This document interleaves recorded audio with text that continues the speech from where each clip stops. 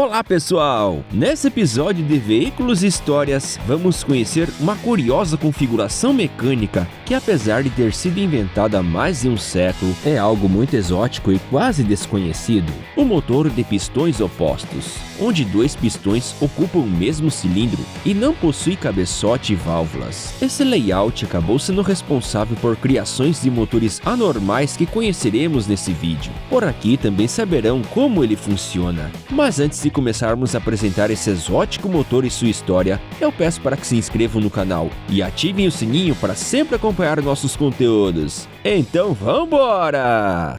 O primeiro registro desse motor tão incomum e ao mesmo tempo incrível é datado de 1882, sendo uma invenção do engenheiro inglês James Atkinson, que criou o chamado motor diferencial, onde uma grande roda faz o papel do volante do motor e é interligado por bielas articuladas que movimentam dois pistões. Eles trabalham dentro do mesmo cilindro e vão um de encontro ao outro, sendo que enquanto um pistão está no limite da descida, outro está no limite da subida, ocorrendo a combustão em um ponto e a expulsão dos gases da queima em outro. Porém, o invento de Atkinson não atraiu investidores na época. Mas isso não significa que a ideia foi completamente descartada, pois o engenheiro alemão Wilhelm von Weckelhauser Jr. foi um dos primeiros a tentar botar em prática o projeto de Atkinson. Wilhelm trabalhava como engenheiro-chefe da Deutsche Continental Gas, empresa de gás da cidade de Dessau, no estado da Saxônia-Anhalt. Ele decidiu criar um gerador motorizado para gerar eletricidade,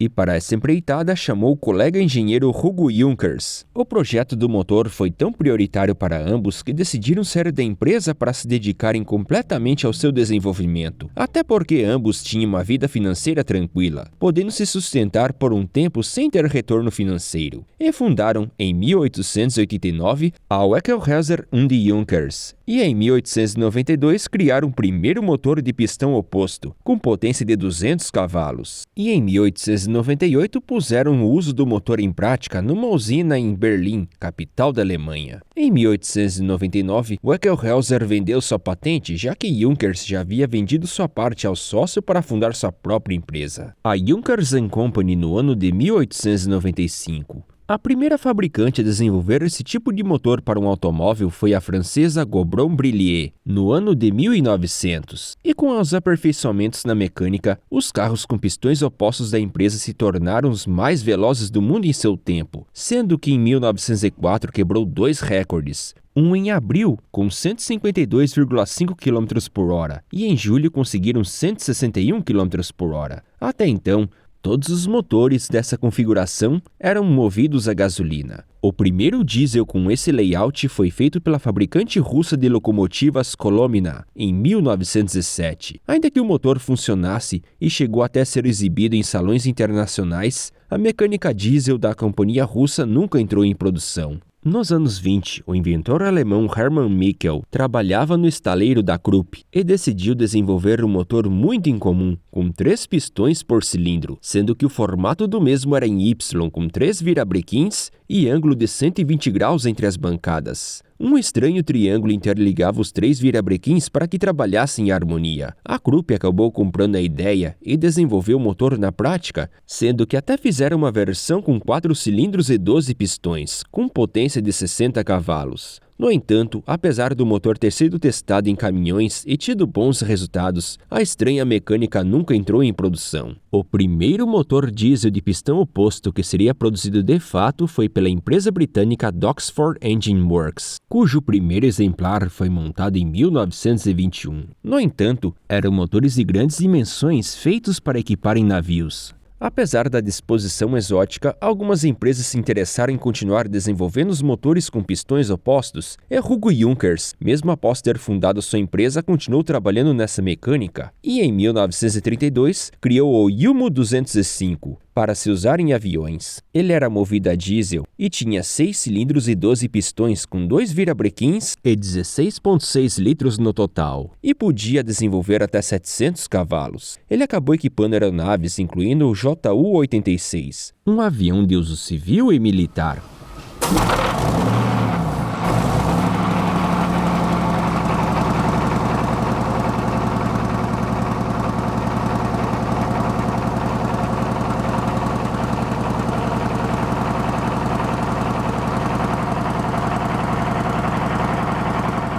Pelo fato de ser movida a diesel, não havia problemas e falhas típicas dos carburadores em aeronaves. Mas como que esse motor funciona? Como dito antes, essa mecânica tem 2 pistões dentro de cada cilindro, o que obriga o motor a ter ciclo 2 tempos, já que não possui cabeçote nem válvulas, sendo uma complicação a menos. Os pistões trabalham indo um de encontro ao outro. No primeiro tempo, em um lado do cilindro entra o ar externo, enquanto que no outro saem os gases do escape resultantes da queima. No cilindro há entradas e saídas de ar, sendo que a camisa é perfurada nos 2 lados. No caso do motor diesel, o bico injetor fica ao centro do cilindro, e isso o caracteriza como motor de injeção direta, que injeta óleo diesel, e a queima ocorre quando os 2 pistões comprimem a mistura, sendo esse o segundo tempo. Como dito anteriormente, ela é ciclo 2 tempos, já que a cada batida de pistões ocorre a combustão, pois nos motores com ciclo 4 tempos, uma batida é para fazer a combustão e outra batida é para expulsar os gases pelo escape. Como no motor diesel precisa de um grande fluxo de ar para funcionar corretamente e como não existem válvulas,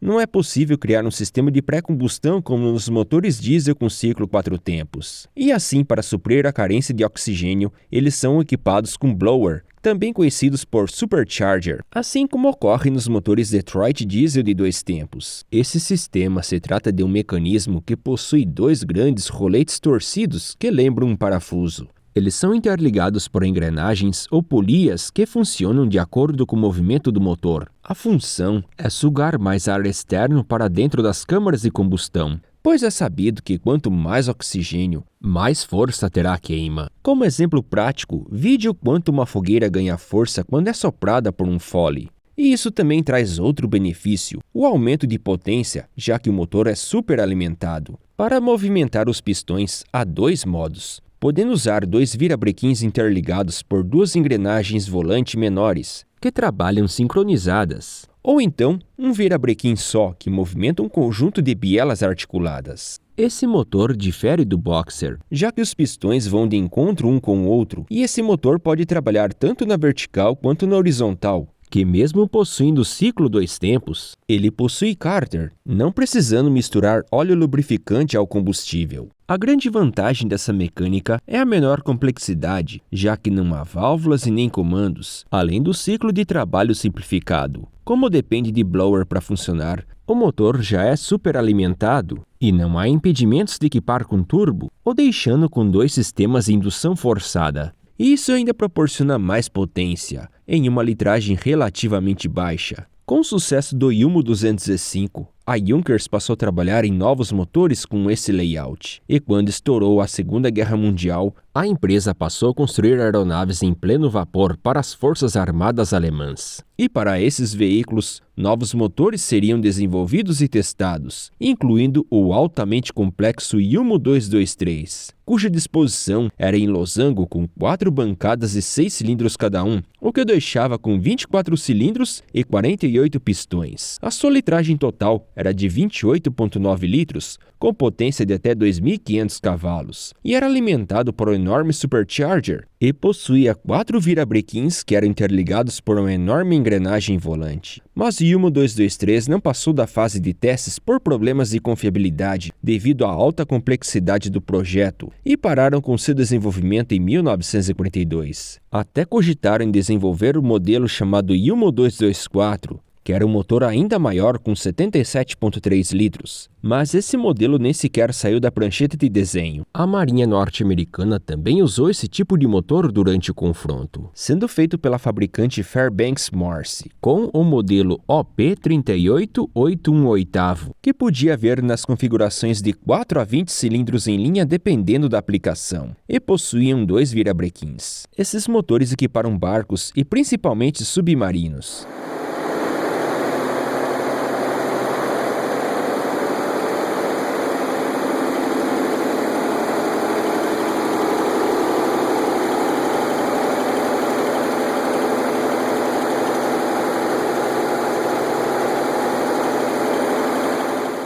Após a Segunda Guerra, a fabricante inglesa de motores Napier desenvolveu um motor a pedido da Marinha Real Britânica, que desejava uma mecânica a diesel para equipar suas embarcações. E após alguns anos de desenvolvimento, criaram o Deltic, que foi apresentado em 1950, sendo considerado um dos motores mais exóticos e complexos já produzidos em série. Como o próprio nome sugere, ele tem a disposição em triângulo, tendo o mesmo formato da letra grega delta. O Deltic possui 3 bancadas e 6 cilindros, dando 18 no total, e possui 36 pistões, com 88,2 litros. Esse imenso motor possuía 3 virabrequins e a princípio desenvolvia 2.500 cavalos, mas o motor só seria lançado ao público em 1954. Nesse mesmo ano, outra fabricante britânica, o grupo Rootes, havia lançado um motor desenvolvido pelos engenheiros da Comer, o modelo TS3, que equipava os caminhões da marca como o modelo QX e também equiparia outra marca do grupo, a Carrier, com o modelo Benton.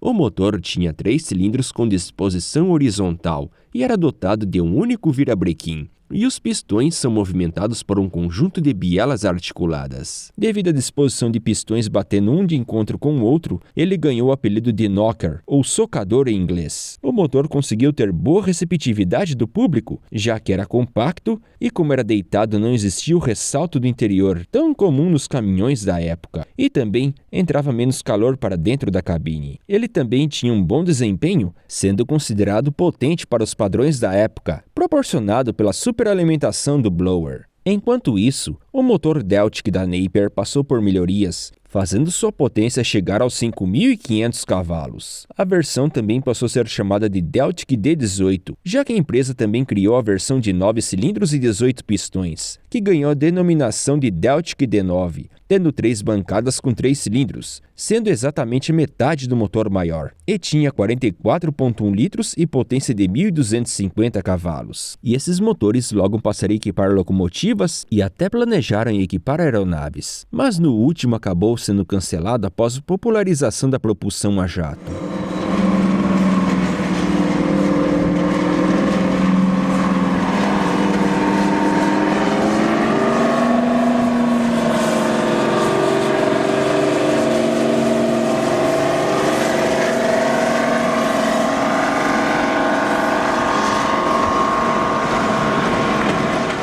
Em 1956, criaram a versão T para o motor Deltic, que empregava turbo junto com blower e teve a potência total reduzida em prol da durabilidade do conjunto, desenvolvendo até 3.100 cavalos na versão T18 e 1.100 cavalos na versão T9. Nos anos 60, a situação financeira do grupo Rootes não estava muito boa, e no ano de 1964 foi comprada pelo grupo norte-americano Chrysler, mas os engenheiros da Comer estavam desenvolvendo um novo motor, o TS4, que tinha a mesma base do motor TS3 na versão de 3,5 litros, mas com um cilindro a mais, e já estavam testando em caminhões e obtendo bons resultados. Enquanto isso, outra fabricante britânica muito famosa também demonstrou interesse nesse peculiar layout, a Rolls-Royce, que apresentou no início dos anos 60 o motor K60, que tinha 6 cilindros, 12 pistões e 6,6 litros com 240 cavalos. A sua disposição era na vertical e tinha 2 virabrequins, e foi desenvolvido para queimar qualquer combustível, tanto diesel quanto querosene e até gasolina, desde que tivesse baixa qualidade com menos de 80 octanas. O modelo passou a equipar os blindados de transporte FV-430 e FV-432 do Exército Britânico. Nessa mesma época, a Leland,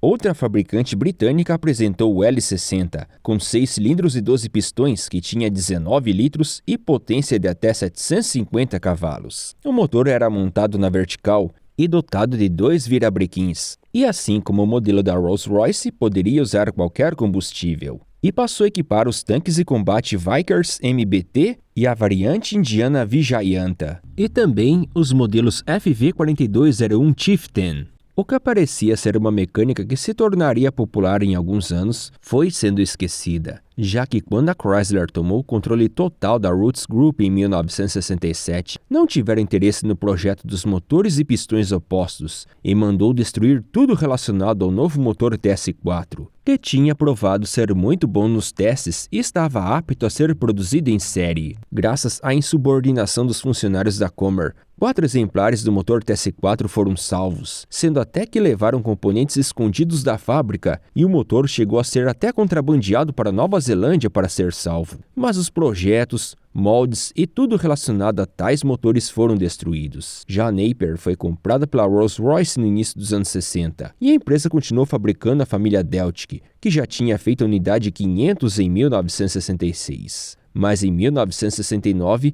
a fábrica da Napier foi fechada e continuou sendo feita pela English Electric Diesel. Mas a produção só ficou restrita à área industrial e de grandes veículos, sendo que nenhum modelo foi desenvolvido para a linha de veículos leves. Assim como ocorreu com o modelo L60 da Leland. A partir dos anos 60, a empresa passou a sofrer com muitas crises financeiras e dar um passo ousado com motor exótico para equipar seus caminhões estava muito longe de seus planos para a sobrevivência. O modelo da Rolls-Royce estava mais perto da realidade para equipar caminhões e ônibus, mas a empresa estava focando seus planos em motores diesel convencionais para equipar veículos comerciais. Até porque tinha de montar uma reputação na área, que acabou não dando muito certo. Apesar da tecnologia ser muito interessante, poucos tentaram investir nessa peculiar configuração mecânica e o que parecia estar relegado ao esquecimento começou a ganhar evidência novamente por intermédio da fabricante norte-americana de motores Yates Power. A empresa de San Diego, no estado da Califórnia, foi fundada em 2004 pelo físico e empresário James Lenk e John Thomas Walton,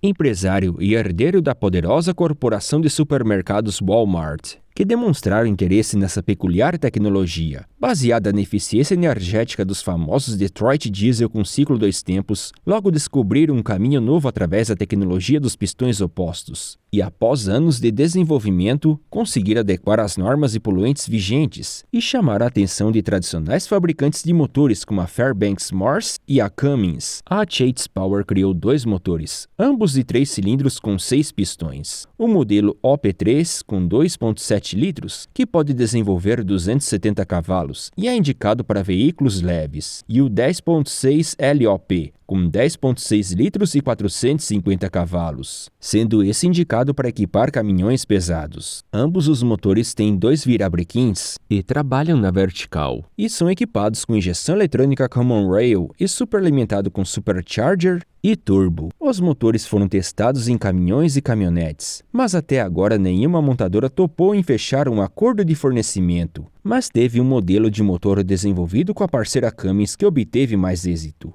Em 2020 foi apresentado o Cummins ACE, sigla para Advanced Combat Engine, que é montado na horizontal com 2 virabrequins, 4 cilindros e 8 pistões, tendo 14,3 litros e 2 turbos de geometria variável, combinado com supercharger, e sua potência é de 1.000 cavalos. A nova mecânica irá equipar tanques como o M1 Abrams, sendo que vão substituir os motores a turbina dos modelos que já estão em operação. Os novos motores da Cummins são mais baratos e mais econômicos. Então, pessoal, já conheciam esse peculiar motor? O que acham dessa mecânica? Comentem! Eu espero que tenham gostado do vídeo. Então, peço de sempre que deem um like e compartilhem com todo fã de mecânica. E eu vou me despedir ao ronco de um motor de pistão oposto. Até logo e fiquem com Deus!